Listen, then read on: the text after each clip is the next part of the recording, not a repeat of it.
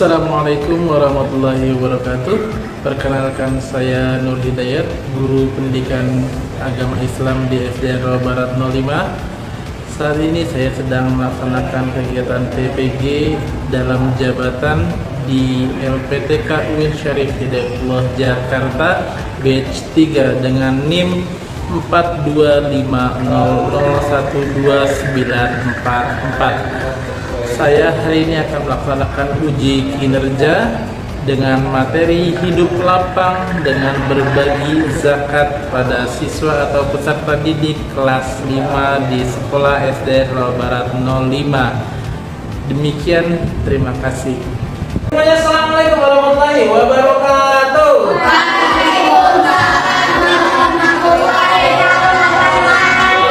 Selamat pagi.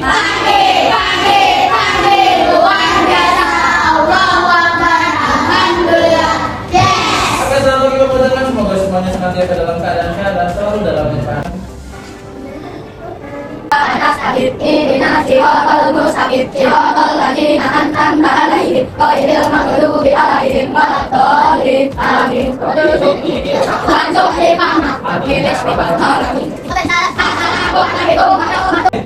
kita masih selama pelajaran sudah menyanyikan lagu Indonesia Raya. Terus setelah itu Indonesia Raya kita nyanyi maju kita bentar berapa kita oke, kalau pada tadi yuk makan lima kita tanya 1, 2, 3.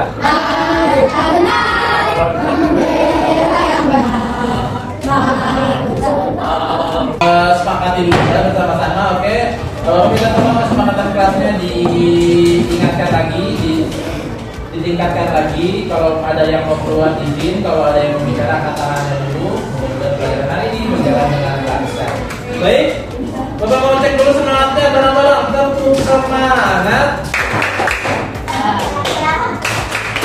Ding ding ding, dum dum dum, da da da, ding ding ding, dum dum dum.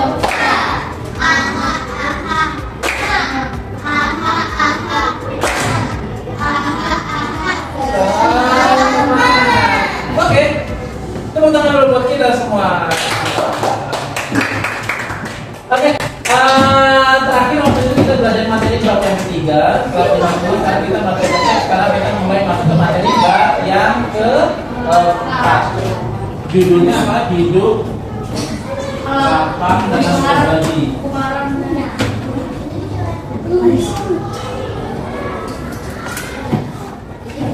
Itu ada zakat, infak, zakat, dan apa? Hadiah. Lagi ngapain? Sedekah. Coba mau amati gambarnya, ini foto lagi ngapain? Tahlil, orang lagi bayar zakat. Kenapa kita tahu itu foto lagi bayar zakat? Karena di sini ada foto berasnya. Gitu, karena biasanya zakat itu identik dengan beras. Walaupun beberapa orang ada yang berzakat tidak menggunakan beras. Oke, pernah nggak kita lihat ada orang yang ngasih sebagian hartanya? Ya bro. Pernah nggak? Bagaimana menurut kalian orang-orang yang kayak gitu, dia mau berbagi, mau ngasih dengan orang lain? Bagaimana menurut kamu itu? Baik. Nah, bagaimana posisi kalian ketika mendapatkan bantuan dari orang tersebut? Nah, senang nggak rasanya kalau kita lagi butuh, terus kita dapat bantuan dari orang lain, gimana perasaannya kita rasakan? Senang. Bahkan bukan kita yang dapat doang, kadang kita berbagi. Kita yang berbagi aja, kadang kita ngerasa senang ketika kita berbagi sama orang lain, benar nggak? Jadi kita merasa senang itu bukan saat kita menerima saja, tapi saat kita mau berbagi dengan orang lain, kita juga kadang merasa senang. Oke, lanjut. Sekarang kita akan saksikan video. Setiap manusia ingin mencukupi semua kebutuhan hidupnya, mulai dari kebutuhan pokok seperti makanan, pakaian dan tempat tinggal, hingga kebutuhan pendidikan, kesehatan, serta rekreasi. Namun kenyataannya, sebagian orang belum dapat memenuhi kebutuhan tersebut. Islam memberikan solusi untuk mengatasi masalah sosial di masyarakat, yakni dengan mengeluarkan zakat, infak, dan sedekah. Kesadaran mengeluarkan zakat hendaknya ditanamkan pada setiap orang beriman untuk mengatasi permasalahan di atas. Infak artinya mengeluarkan sebagian dari harta yang dimiliki dalam rangka ibadah kepada Allah. Sementara sedekah, dengan demikian, zakat itu membersihkan atau menyucikan diri seseorang dari hartanya. Secara lahiriah, ketika berzakat harta akan berkurang. Namun dalam pandangan Allah, tentulah tidak demikian. Karena dengan berzakat akan membawa keberkahan dan pahala yang bertambah. Dengan zakat pula akan menciptakan pertumbuhan material dan spiritual untuk orang-orang yang berhak menerimanya, serta akan mengembangkan jiwa dan kekayaan bagi orang-orang yang diwajibkan untuk berzakat. Adapun kata zakat menurut istilah syariat berarti mengeluarkan sebagian harta yang diberikan kepada orang-orang tertentu yang berhak menerimanya setelah memenuhi syarat-syarat yang ditetapkan oleh syariat. Syarat-syarat harta yang dizakati adalah sebagai berikut. Pertama, milik sempurna. Artinya, harta tersebut dimiliki secara sah dan dikuasai secara penuh oleh pribadi muslim. Yang kedua, harta tersebut dapat berkembang atau memiliki potensi untuk dikembangkan.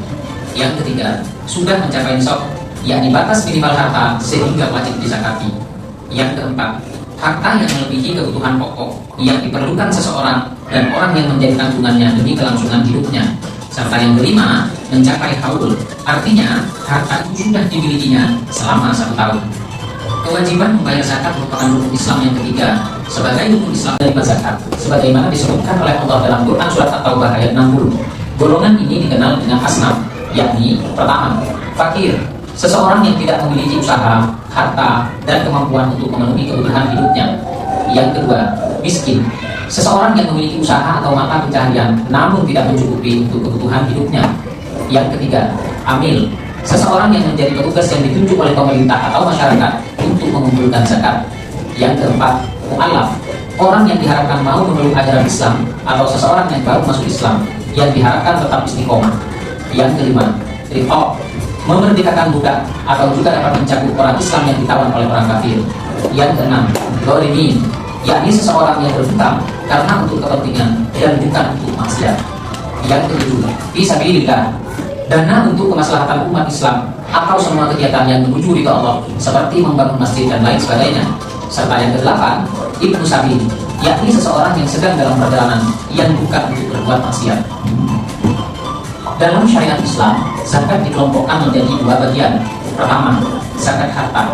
Zakat harta atau zakat mal adalah mengeluarkan sebagian harta benda yang menjadi hak milik seseorang sesuai ketentuan syariat dengan tujuan untuk membersihkan atau menyucikan harta tersebut. Yang kedua, zakat fitrah. Zakat fitrah adalah zakat wajib yang dikeluarkan untuk membersihkan jiwa. Adanya kepedulian terhadap sesama yang mengalami kesulitan. Salah satunya adalah kesulitan ekonomi.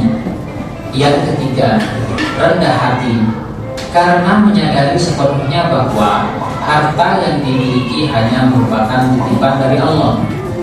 Serta yang keempat, memiliki keyakinan bahwa apapun yang dikeluarkan untuk kebaikan selama hidup di dunia akan diganti oleh Allah dengan kebahagiaan hidup baik di dunia maupun di akhirat. Akhir kisah Korun yang sombong, gempa bumi melenyapkannya ke dalam tanah bersama harta bendanya, seperti yang disebutkan dalam surat Al-Qasas ayat 81. Maka kami benamkan dia, Korun, bersama rumahnya ke dalam bumi. Maka tidak ada baginya satu golongan pun yang akan menolongnya selain Allah, dan dia tidak termasuk orang-orang yang dapat membela diri. Pelajaran yang dapat kita ambil dari kisah Korun ini, diantaranya, jangan menjadi orang yang suka membanggakan diri, karena Allah tidak suka orang-orang yang membanggakan diri. Dunia dan seisinya adalah milik Allah dan dapat dengan mudah diambil olehnya. Berbuat baik kepada orang lain selama di dunia, seperti bersedekah, karena amalan baik kita di dunia bisa menjadi penolong kelak di akhirat. Wallahu a'lam. Sudah. Iya, Berapa ini? 1-1.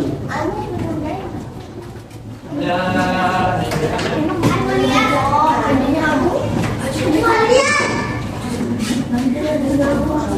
Nama kelompoknya tulis.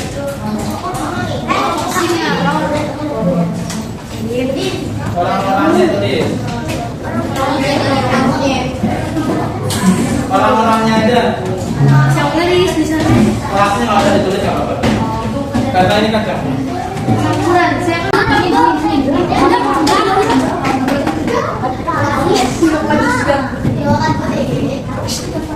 Nama-namanya tulis orangnya sama aja. Kak, bukan Pak. apa-apa di bawah bisa dipakai. Oh, udah tulis sudah.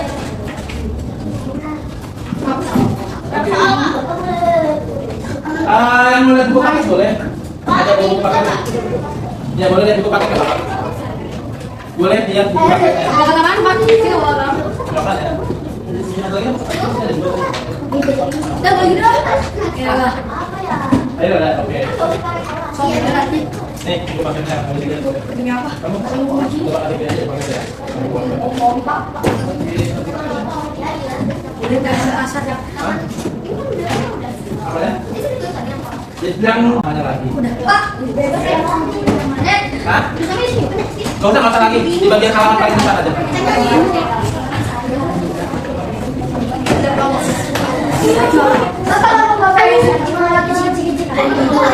Pak.